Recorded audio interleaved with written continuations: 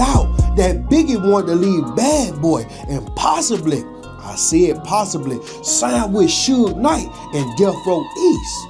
So the week that Biggie was supposed to fly to Cali to the United Kingdom to do a press run, Diddy canceled that very same flight that would have saved Biggie's life. So Diddy set up a party out there in Cali on Ops territory, and that's what ultimately got Biggie targeted and sniped. Once he executed Biggie, he planned to have Biggie the biggest funeral, but the price came back too high for him to spend on somebody that he considered a goddamn brother and a friend, and somebody that he made millions off of musically. So you know what he did? Diddy charged the Biggie estate for his funeral and literally made Biggie pay for his own funeral. Now ain't that cold-blooded? You just unalive your own partner and made him pay for his own funeral and you a goddamn billionaire. That ain't even the worst part. It get deeper.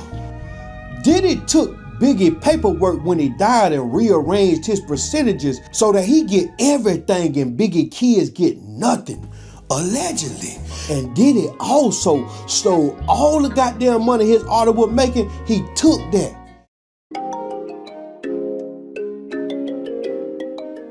Jimmy on the beat, boy. Let's get high, yeah, you know I'm about to roll. Let's get please, yeah, you know I gotta pull. Let's live life, yeah, once I'm about to turn up. Get fly, oh for sure it's about to go up. Let's get high, yeah, you know I'm about to roll. Let's get please, yeah, you know I gotta pull. Let's live life, yeah, once I'm about to turn up. Get fly, oh for sure it's about to go up. Roll my blunt and pass my lighter. Get pop shit, get higher. I'm the hottest, call me fire. Rock out, jump up, live my life up. Family, y'all see what it is. I wasn't gonna speak on this. I noticed that whenever I even put dude's name in a title, it doesn't really go good with the algorithm. And I think it's because of the things that revolves around his name and also something else. But thanks for being here. We're gonna attempt to do this today. Shout out to Nino Brown.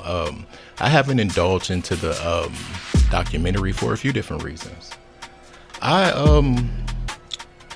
feel conflicted about it because the thing is, if anybody else did this with any other person, they'd be labeled a tattletale and trying to line them up and all this weird stuff. But here, this man is really kicking the person when they're down. Like, let's be real. These people know what they sign up for. I have sympathy for none of them. But to be realistic about it, it's just like, hold on, like something here ain't right. Now, I feel, and this is just me, the moment Puff got a hold of 50 Cent's baby mother, that's where it went bad. I really do. You got to think about a person that's lost his mom, feels very strong about his grandmother, and he put a seed in this woman, so obviously he felt very strong about her. This woman is the only woman that let us see a vulnerable 50 Cent when they were on the beach with the camera and this and that. Something tells me this doesn't come from a place of right and wrong. It comes from a place of, you did this, now I'm gonna pay you back. And people are making such a mockery out of Puff because he said he's been shaking hands and hugging people all day, so he needed sanitizer. Come on, man. People are acting like people don't pick their noses or pick wedgies or just do all types of weird things with their fingers. Eat, suck their fingers. Come on, man. Let's be real. 50 Cent really exposes our culture for how weak-minded we are, how gullible we are, how easily swayed we can be. I'm sorry. I am sorry, and I feel that he knows exactly what he does. It's a lot of things that is around this that just doesn't make sense. We can't forget that these guys are all up on stage at a point in time too. We can't forget that. I feel like it doesn't have anything to do I just feel like it's nothing else to do with anything but that girl. Point blank, period. Let's get to the content. Let me tell you something. I just watched that documentary, the one that 50 Cent put out called The Reckoning on Diddy. And that damn Diddler is the devil. I wasn't gonna watch that shit. I said, man, this man hating on this man. But I'm glad he put it out, cause this exposed some shit that nobody knew about. Diddy is everything y'all thought Suge Knight was. R. Kelly is the PG-13 version of Diddy, cause Diddy all the way X-rated. Not just that, everybody who ever worked with the Diddler or beef with the Diddler is either dead or in jail.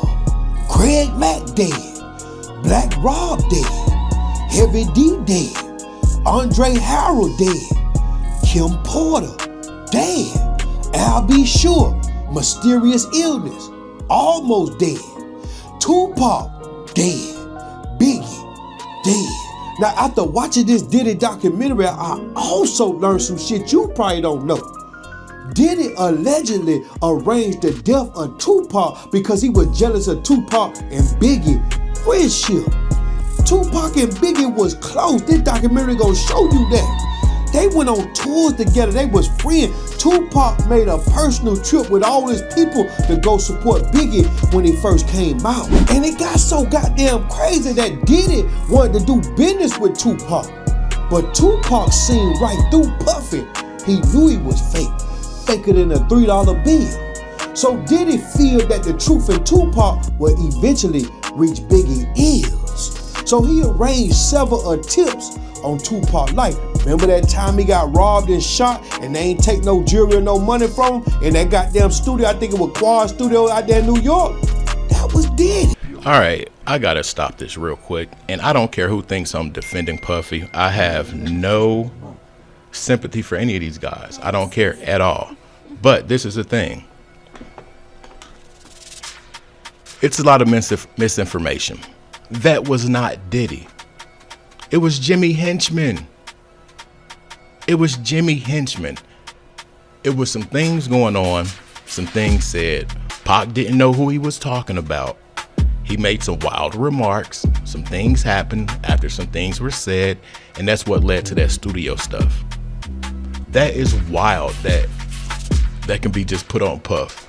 Like, no, we got to be realist about the situation, especially with things like this that can really alter a person's future. Right is right, wrong is wrong. And like I always say, these people know what they signed up for the moment they sign them contracts. They know. Like, they know. But that was Jimmy Henchman. It wasn't Puff. Like, period.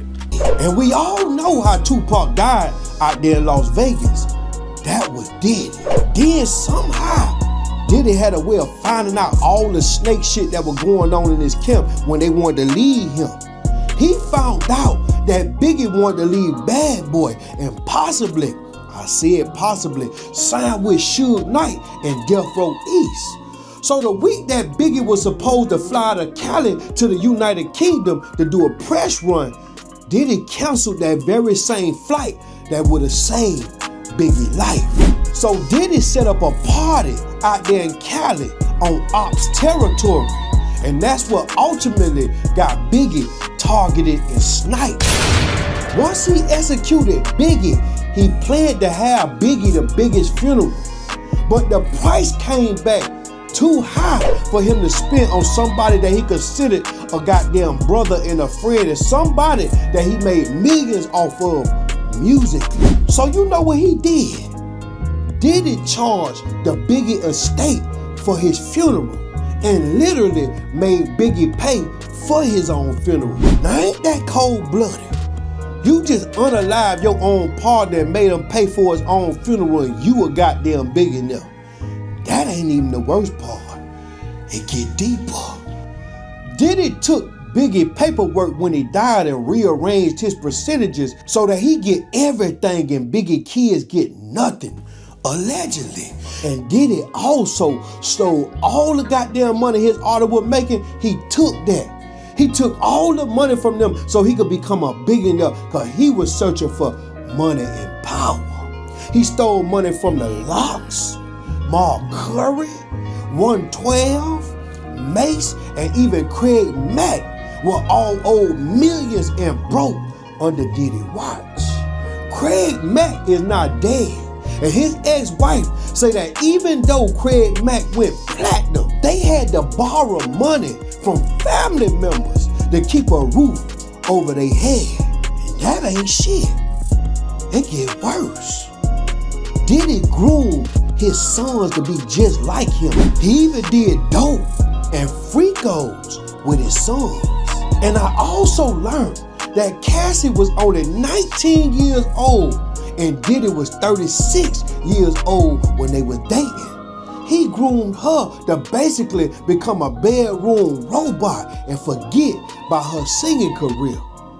Cassie ain't never really needed Diddy. She was already blowing up on the radio before she started messing with Diddy. That's cap. Cassie was never blowing up or getting any motion before Diddy. Let's be real. And this ain't a video trying to call out Nino Brown, but there's too many discrepancies in this documentary. And our people are so gullible and just looking for any juicy story just to have something to talk about. Like, let's be real. Come on. The story is the guy that Diddy took Cassie from was her manager or producer or both. He constructed the song that was popular on the radio. That I forgot. Tell me if you. I forgot the song go. Tell me if you. I've been waiting. However it goes, that's the song.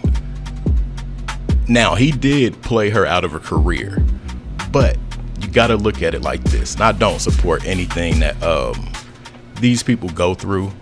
I don't support it. No sympathy. Let me reiterate that. But Cassie knew the game she was playing. Any other artist that have not been getting what they felt or this or that, they spoke out, they bought themselves out of the contracts, or they just didn't be around that person. Something kept her around. That's all I'm gonna say. I just feel like there's too much misinformation with this whole little thing around this documentary. And it makes me look at 50 different, because you got to look at how he treats his son, his seed, his firstborn. You got to look at how this man really can treat his first son. Then you got to take it to the big meech, little meech thing. This man ended a bunch of people's jobs on that production crew over a picture. Make it make sense. And she probably would have became a bigger artist without him. I also learned that Diddy had a bad dope addiction. And it came from the pills that the doctor prescribed him, because at a certain point in his relationship with Kim Porter, they got into a big brawl. And she wound up slicing him on the goddamn wrist. So they gave him some perk 30s to goddamn keep that pain down. And that breeded a whole kind of dope addiction. He was on all kind of eggs, all kind of model. Diddy was on some shit. I also found out watching that documentary that Young Miami was a pawn Diddy used to get club ballerinas, you know, them goddamn naked dancers, to come over to Diddy's house. Allegedly, Diddy was literally a fruity gangster. We're going to end it right there. I don't even feel comfortable doing this upload for real. But at the end of the day, I can't say it enough. They know what they signed up for. Period, point blank. They know what's going on, y'all. Now, Young Miami, definitely a pawn. Definitely. I feel like Young Miami was used as like a slap in the face to Cassie, because she got all of the things that Cassie never got. And she probably didn't have to do half the work, wink, wink. But I don't feel comfortable doing this upload. I'll catch y'all on the next one. Hype up the video. $ Trap House Kitchen 1. If you want to shoot me some lunch money, coffee money, something like that. Yeah, look out for your boy. Anyways, I'm out. Peace.